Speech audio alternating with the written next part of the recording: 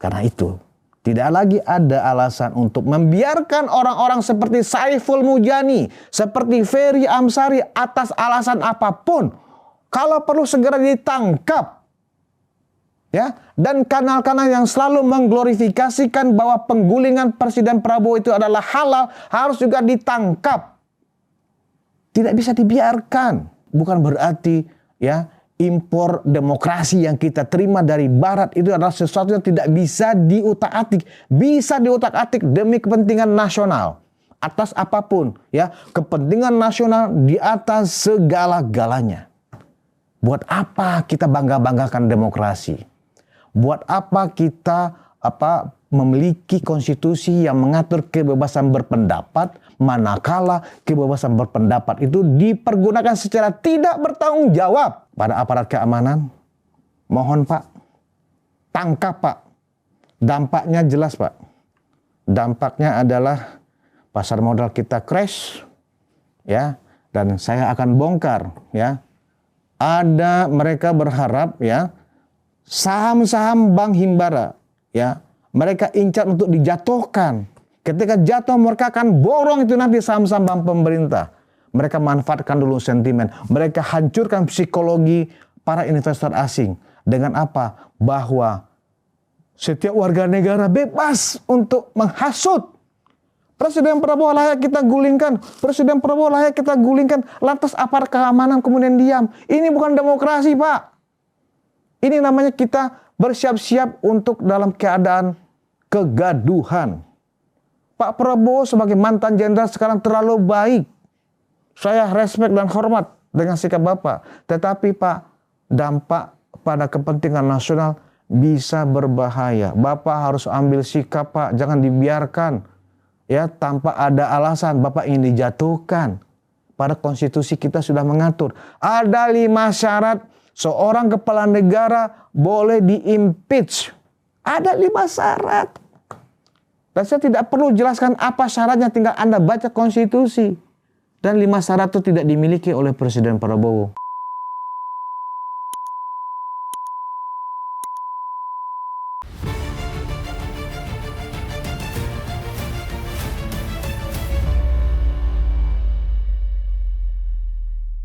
Rasanya saya setelah beberapa kali bertemu Presiden, saya semakin yakin bahwa untuk Presiden ini perlu dapat dukungan dari kami. Seperti bulan Ramadan tahun lalu yang saya sampaikan. Kita harus fokus. Beliau sebenarnya mungkin hanya dengan beberapa orang dia eksplisit menyampaikan bahwa dia perlu bantuan menghadapi kekuatan yang lain. Ya, saya kira kalau Pak Sapri Samsudin kita ajak bicara, dia tahu betul bagaimana kekuatan Solo ini, bagaimana kekuatan Luhut ini. Saya hadir bersama-sama dengan Pak Sapri di BI waktu acara di BI itu, Presiden juga datang. Ya. Saya melihat bagaimana Presiden ketika menyampaikan pidato di BI itu, dia kelihatannya tertekan sekali dengan Luhut. Tetapi dia, saya melihat, mendukung apa yang dilakukan Pak Sapri bersama Pak Menko Polkam. Jadi selanjutnya 2 kali saya ikut pertemuan menghadirkan tokoh-tokoh ormas Islam, pernah juga tokoh ormas agama lain hadir, tapi ada secara khusus ormas Islam. Kemudian ada lagi secara khusus MUI. Dan teman-teman di MUI ini yang tadinya sangat kritis terhadap beliau, khususnya kaitannya dengan BOP, tapi setelah itu mendapatkan penjelasan, berbalik memberikan dukungan penuh. Termasuk Ketua Dewan Dakwah Islam Indonesia menantang siapa yang kurang jelas tentang sikap presiden tentang BOD ini, datang ke saya atau hubungi nomor telepon saya akan memberikan penjelasan. Saya udah lebih dari Prabowo. mungkin ya, dia menyampaikan seperti itu. Jadi saya melihat beberapa kali saya bertemu itu dan kaget lagi karena setelah bertemu dengan Wakil Menteri Luar Negeri Anies Mata, saya tanya, kok beberapa hari ini Anda tidak muncul, Anda kemana saja? Saya mengkondisikan, kata beliau, agar negara-negara di Timur Tengah, karena Presiden berpandangan bahwa negara-negara di Timur Tengah ini sangat lemah. Sudah lemah, berpecah lagi. Antara Arab Saudi dengan Uni Emirat tidak bisa dipertemukan. Kalau Presiden ketemu Arab Saudi tidak bakal diterima oleh Emirat, harus pulang dulu. Sebaliknya juga kalau Emirat ya Arab Saudi tidak terima. Nah, karena itu beliau tugaskan Anies untuk mensosialisasikan mengenai rencana Presiden supaya melemahkan Israel. Caranya bagaimana?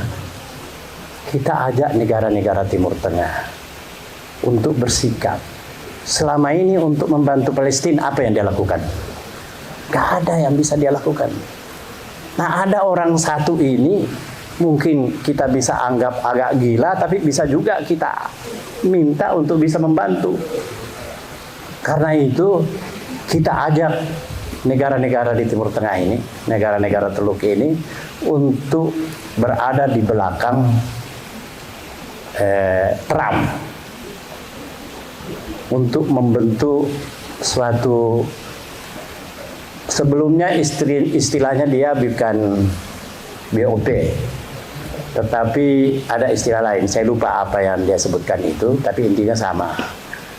Jadi Anies Mata menyampaikan, sebenarnya sesungguhnya sebelum Trump menyampaikan ide ini, kami lebih duluan mensosialisasikan untuk minta dukungan kepada 7 negara-negara di kawasan Teluk yang pada akhirnya menyetujui. Ya.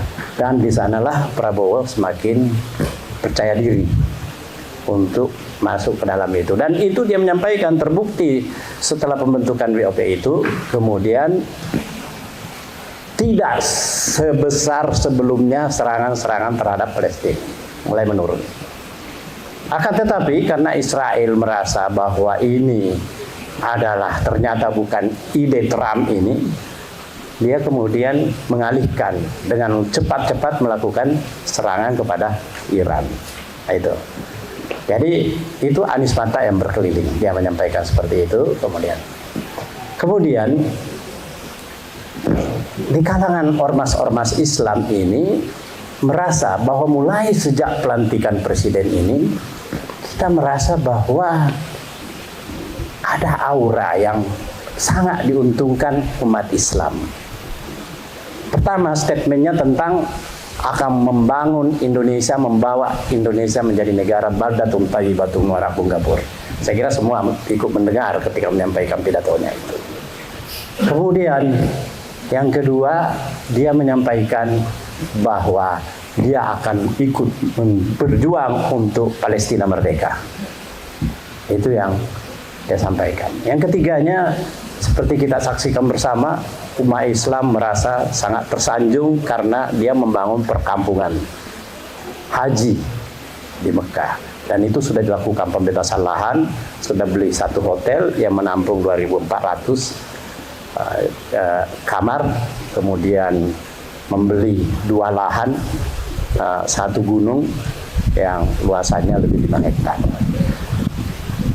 Dan juga dia menyampaikan bahwa Palestina bukan baru sekarang saya membantu. Waktu saya Kopassus, nanti bisa cross check ini sama Pak Gatot, dia menyampaikan bahwa dia aktif melakukan bantuan dan memberikan pelatihan. Terutama setelah saya dipecat, saya ke Yordan dan silahkan konfirmasi kepada senior-senior Gaza.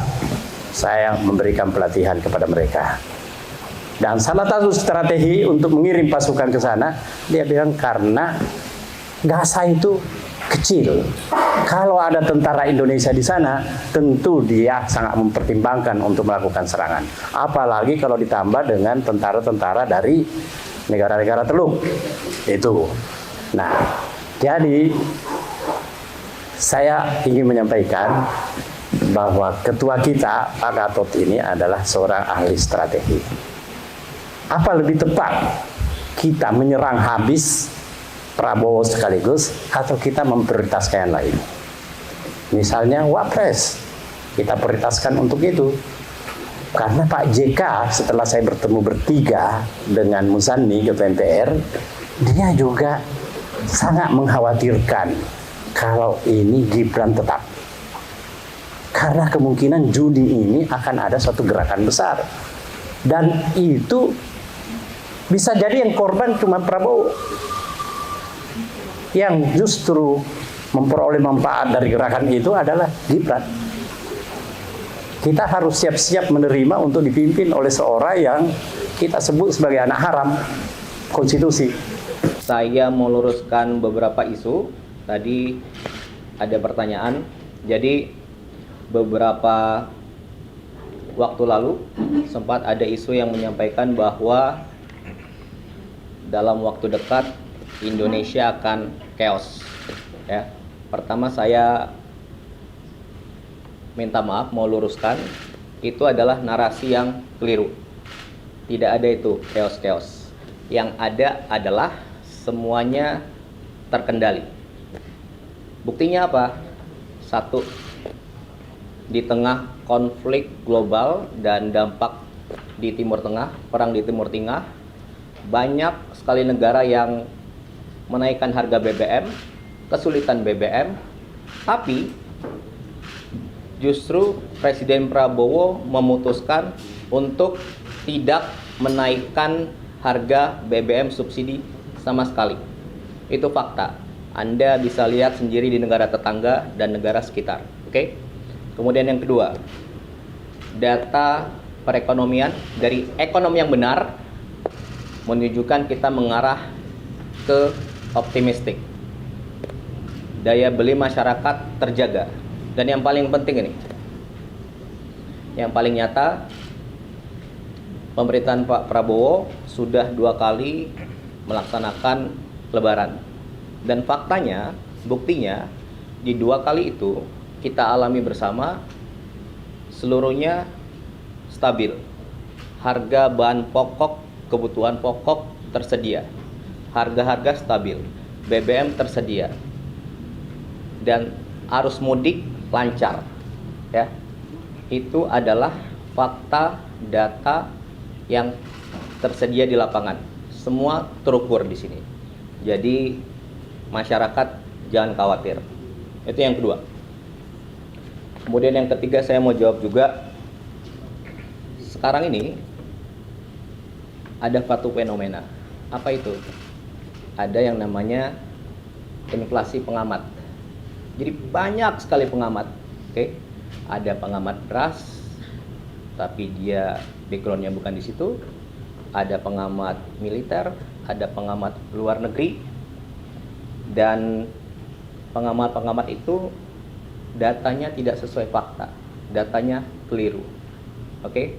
Dan teman-teman coba Anda perhatikan, dari sebagian besar pengamat-pengamat itu adalah pengamat-pengamat yang sejak dulu sudah berusaha mempengaruhi warga, membentuk opini publik. Bahkan sejak Pak Prabowo belum menjadi presiden. Jadi pengamat-pengamat itu sudah mempengaruhi warga. Tapi faktanya apa?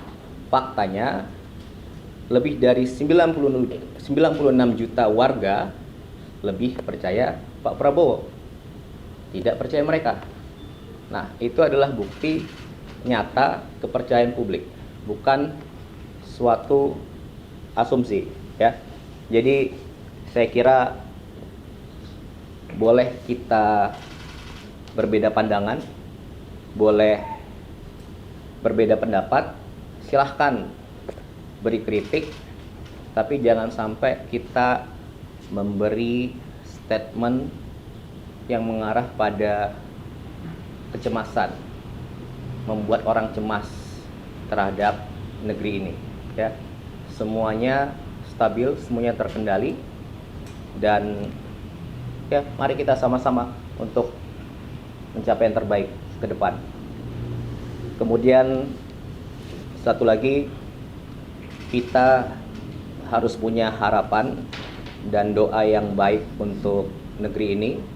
Jangan sampai kita menjadi orang-orang yang malah justru mengajak orang lain untuk punya harapan dan doa yang jelek untuk negeri yang kita cintai ini, ya.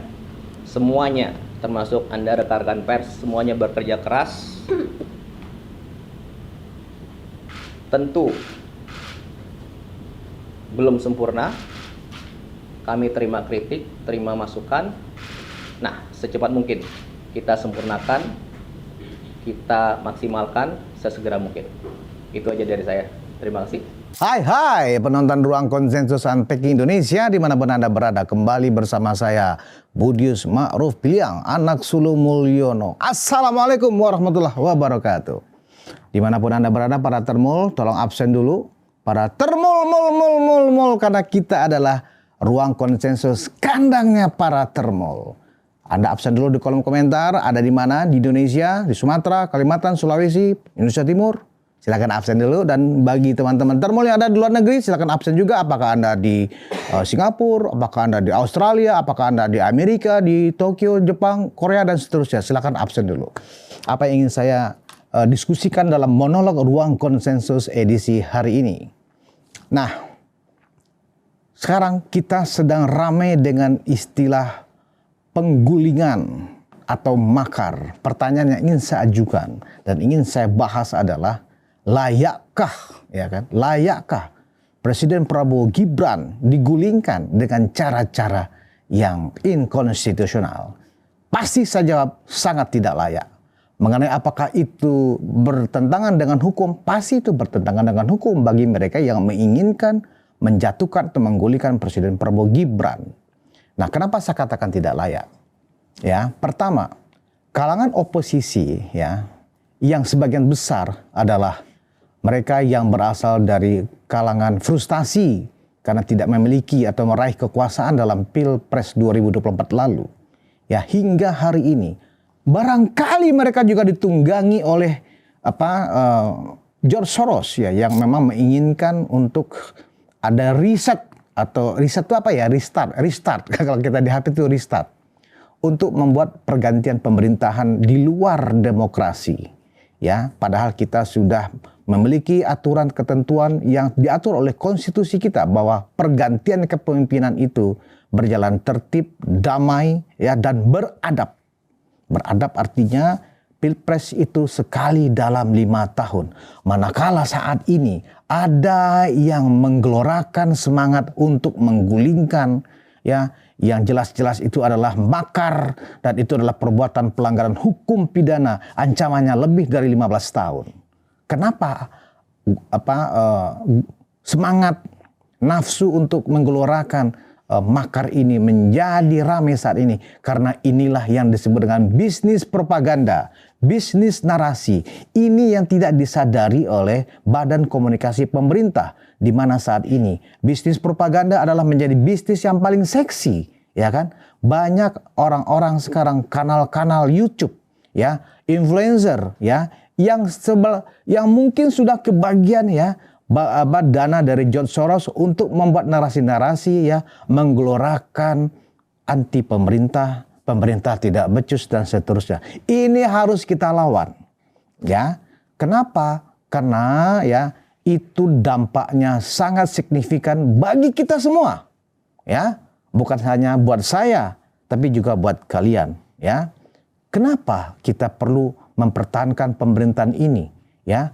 Karena kalau terjadi huru-hara yang dibiarkan atau mungkin diabaikan oleh pemerintah, gerakan-gerakan seperti ini, dampaknya luar biasa. Contoh, hari ini kita melihat gara-gara 1, 2, 3 hari ini isu dan semangat untuk menggulingkan pemerintah ini seolah-olah menjadi diskursus politik biasa. Akibatnya apa? Pasar modal kita tumbang, ya. Indeks harga saham gabungan, ya, hari ini, ya, sudah kembali tembus di harga di bawah 7.000. Ya, ini yang diharapkan memang ya oleh orang-orang yang melihat celah, yang melihat momentum. Inilah saatnya bagi mereka ya untuk menggulingkan Presiden Prabowo. Isu makar ini yang dirusak apa? Kepercayaan investor. Ya, bagi para pelaku pasar, termasuk saya adalah pelaku pasar karena saya adalah salah satu pelaku pasar baik pasar saham maupun di pasar uang. Ya, apa yang disebut dengan psikologi trading itu adalah sangat berpengaruh untuk seseorang mengambil keputusan untuk dia masuk pasar atau dia segera exit dari pasar. Ini yang terjadi sekarang. Psikologi pasar khususnya di pasar uang dan pasar modal, pasar saham. Ya, gara-gara isu makar ini dibiarkan seolah-olah menjadi konsumsi yang remeh-temeh oleh pemerintah. Akhirnya investor kabur ya dari pasar dalam negeri kita. Hari ini saja sebanyak lebih kurang 23 triliun uang kabur dari Indonesia hanya gara-gara sejumlah investor asing gamang, khawatir, takut, yang ujung-ujungnya adalah timbul ketidakpercayaan dari pasar kepada kita. Dan karena itu, ini harus kita lawan. Dan lagian, apa juga yang menyebabkan ya situasi ini dimungkinkan untuk terjadinya riset atau restart kembali pemerintahan ini. Apa yang terjadi ya? Kita selagi masih mengkonsumsi bahan bakar minyak ya, artinya apa? Petrodolar. Kita tergantung pada dolar Amerika yang mana hari ini rupiah ya melorot lagi sempat kembali di angka 17.000. Ya, syukurnya hari ini ya sedang ada perundingan kesepakatan gencatan senjata antara Amerika, Israel dengan Iran. Dan hari ini ya harga CL minyak luar negeri ya, jangan patokannya kepada brand ya, jangan patokan kepada minyak harga brand. Itu tidak dianggap oleh pelaku pasar adalah CL1. CL1 sempat menembus harga $115 per barrel. Ya, akhirnya kemarin hari ini sudah turun lagi menjadi di bawah $100 per barrel. Padahal asumsi APBN kita hanya sekitar $70 per barrel. Kita bisa bayangkan bagaimana harga subsidi yang dikeluarkan oleh pemerintah untuk menutupin kebutuhan dolar karena harga naik tersebut. Dan inilah yang menyebabkan kurs rupiah kita merosot kembali terhadap dolar Amerika.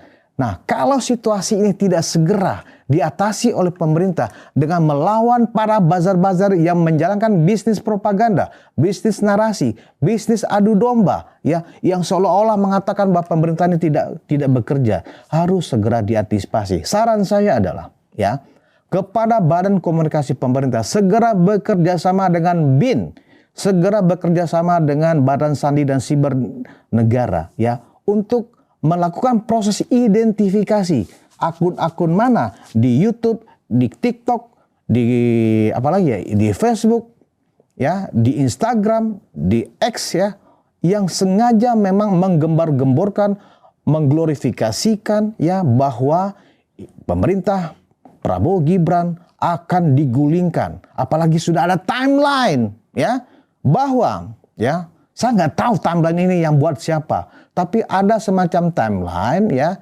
bahwa Juli Agustus ya akan ada chaos, akan ada demo besar-besaran. Ya, ini jelas sangat berbahaya.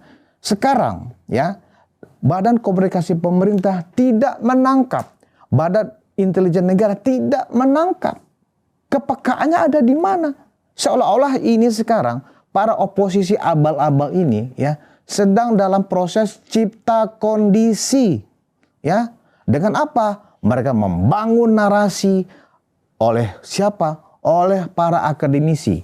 Oleh para akademisi yang bertopengkan sebagai pengamat ya, yang setiap hari berkelompok saut-sautan membangun postingan-postingan, status-status di media sosial mereka. Betapa tidak percayanya mereka kepada pemerintahan Prabowo Gibran.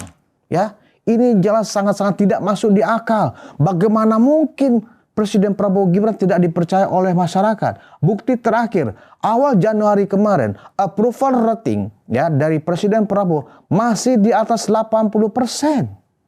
Ya, Dan itu yang melakukan riset itu adalah sebuah lembaga survei yang sangat kompeten. Ya, approval rating Presiden Prabowo masih di atas 80%. Ya, jadi kalau kemudian kita mengatakan Presiden Prabowo tidak didukung oleh mayoritas rakyat, itu adalah omong kosong. Itu adalah nyanyian mereka yang menginginkan Presiden Prabowo ini tidak dipercaya oleh masyarakat. Bagi kalangan awam tentu ya, glorifikasi, postingan-postingan, dialog-dialog ya yang muncul di ruang-ruang publik yang dijembatani oleh sosial media seperti yang saya sebutkan tadi, tentu mereka setiap hari lama-lama itu terus yang didengar, lama-lama mereka percaya. Jangan-jangan benar ya, jangan-jangan benar nih. Misalnya emak-emak di kampung-kampung, di kota-kota, di desa-desa, ya kok barang-barang sekarang, barang-barang sembako ya pada naik ya di pasar. Nah itu kan adalah, oh jangan-jangan benar nih yang kita lihat di TikTok. Wah jangan-jangan benar nih presiden kita nggak bisa bekerja. Jangan-jangan benar nih, dan seterusnya dan seterusnya. Ini berbahaya. Karena itu ya, tidak harus presiden turun tangan di sini. Presiden kita bersama menteri-menteri ekonominya cukup mengendalikan bagaimana ya ekonomi berjalan dengan bagus, ya realisasi dari anggaran dan fiskal terkendali dengan baik, dan moneter kita bekerjasama dengan Bank Indonesia dapat terkendali. Sebenarnya ya kinerja pemerintah secara ekonomi sangat bagus. Kita surplus dalam perdagangan, kinerja ekspor kita membaik. Memang terakhir cadangan devisa Indonesia menurun, tetapi menurunnya tidak signifikan. Itu biasa, fluktuasi dalam cadangan devisa Indonesia yang sekarang di angka 148 miliar dolar gitu loh. Nah, karena itu jangan kita menganggap ini hal sepele ya. Menjatuhkan Presiden Prabowo Gibran di tengah jalan itu jelas adalah perbuatan yang tidak masuk akal ya, melawan hukum ya, tetapi apapun ini harus dicegah ya. Cara mencegahnya ya tidak saja para podcaster seperti saya dan teman-teman lain yang memang termul-mul-mul-mul, orang-orang termuliakan, orang-orang yang bergerak ya secara sukarela menjaga Presiden Prabowo Gibran ya untuk terus bekerja dengan baik melayani masyarakat. Karena itu ya, bahwa kita memang tidak ingin ada kegaduhan di Republik ini. Saya cuma menghimbau sekali lagi pemerintah ya, khususnya Kantor Staf Presiden, Badan Komunikasi Pemerintah bekerja sama dengan BIN, bekerja sama dengan BSN misalnya, mengidentifikasi seluruh orang ya yang saya identifikasi sebagai antek-anteknya George Soros ya, untuk segera diidentifikasi, di tracking seluruh akun media sosialnya, kalau perlu ya bekerja sama dengan PPATK, di tracking akun atau rekening perbankannya. Mereka dapat asupan dan transfer uang dari mana saja. Ini perlu karena apa? Ini adalah bagian dari rekayasa George Soros yang ingin mengulang sejarah reformasi 98 dahulu, di mana mereka bekerja sama dengan IMF dan World Bank ya, melakukan semacam sindikasi yang luar biasa sehingga rupiah ambruk, ekonomi kita morat-marit. Kemudian apa? Orang mulai menumpuk barang. Karena apa? Ketidakpercayaan. Menumpuk barang kemudian menimbulkan apa? Kepanikan. Nah, kalau kepanikan dan situasi itu tercipta, maka tidak bisa ditolerir lagi. Responnya kepada pasar modal semakin menggila. Tidak menutup kemungkinan indeks harga saham gabungan sebagai salah satu indikator keadaan politik ekonomi yang terjadi di satu negara akan kembali melorot di bawah 5.000, bisa 4.000 dan seterusnya. Ini tidak bisa kita anggap remeh, bahwa saat ini pemerintah kita solid, keadaan ekonomi kita masih terkendali. Ya, suatu saat kalau kita lengah,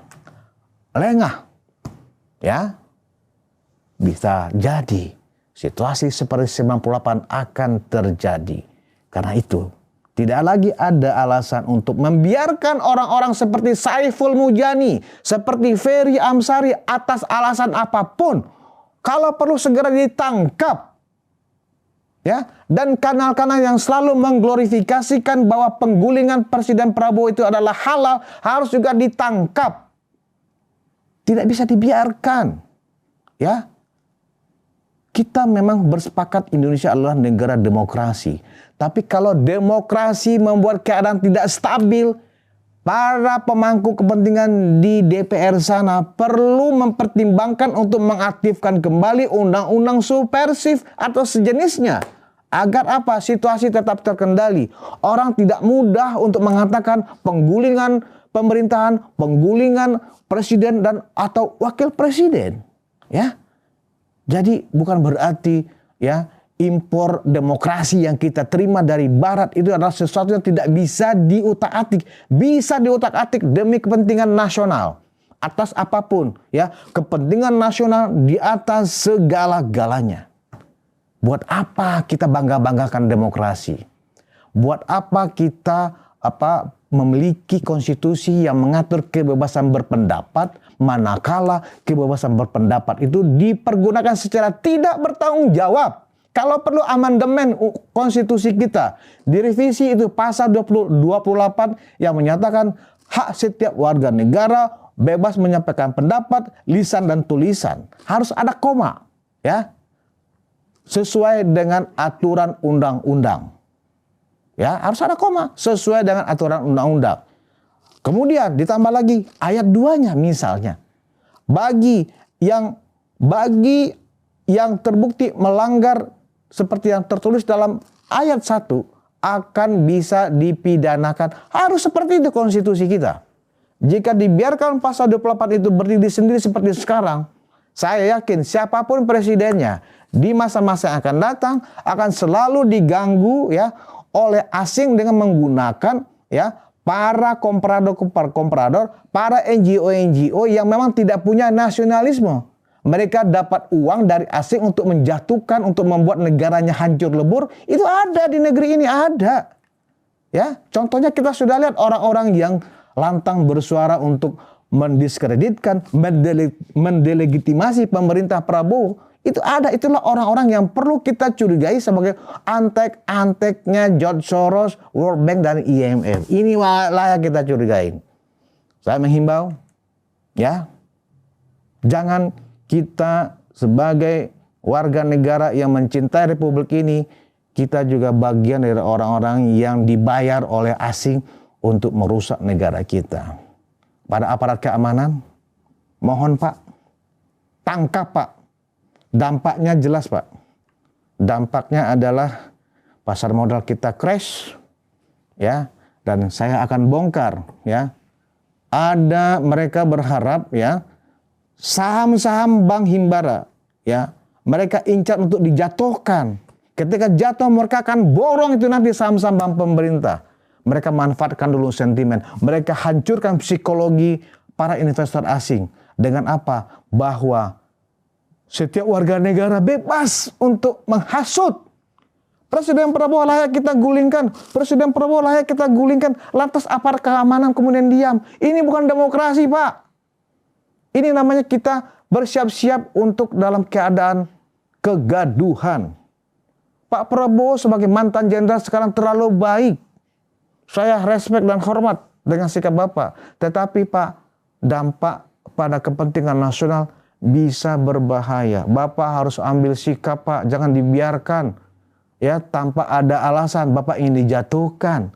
Pada konstitusi kita sudah mengatur. Ada 5 syarat seorang kepala negara boleh di-impeach. Ada 5 syarat. Dan saya tidak perlu jelaskan apa syaratnya, tinggal Anda baca konstitusi. Dan 5 syarat itu tidak dimiliki oleh Presiden Prabowo dan Wakil Presiden Prabowo Gibran. Karena itu mari kita kompak, seluruh saudara-saudaraku sebangsa dan setanah air. Kita memiliki keluarga, memiliki anak, memiliki cucu. Kita bersepakat, Pak Jokowi sudah mencanangkan tahun 2020 Indonesia akan mencapai masa kejayaannya pada tahun 2045 dengan tagline visi Indonesia emas. Tahun 2045 bertepatan dengan 1 abad Indonesia merdeka. Pak Jokowi sudah mencanangkan dengan berbagai kondisi yang sudah diciptakan, ya, dari hilirisasi, dari transportasi, ya, dan dari pembangkit tenaga listrik bertenaga uap, tidak lagi kita mengandalkan ya pembangkit listrik misalnya yang membutuhkan diesel, yang membutuhkan ya solar, yang membutuhkan BBM yang diimpor. Gunanya apa? Supaya ada kemandirian ekonomi yang kita akan ciptakan di masa yang akan datang. Dengan visi Indonesia Emas, pendapatan per kapita kita 2045 diperkirakan mencapai 13.000 hingga 15.000 US dollar. Artinya apa? Setiap kepala rumah tangga sekitar 2045 nanti akan memiliki pendapatan per kapitanya 1 tahun sekitar 200 juta rupiah. Luar biasa. Artinya ada visi Indonesia Emas. Dan kalau kita tidak waspadai hari-hari ini, membiarkan para pengacau, ya, membiarkan para orang-orang yang ingin visi Indonesia Emas itu tidak tercapai, terus kita diam, berarti kita memang tidak ingin negara ini menjadi negara maju, menjadi negara yang bangkit dan mampu mensejahterakan masyarakatnya. Kita akan terjebak ke dalam apa yang disebut dengan Indonesia negara gagal. Karena itu, bersatulah saudara-saudaraku, kepada para pengacau, aparat tangkap.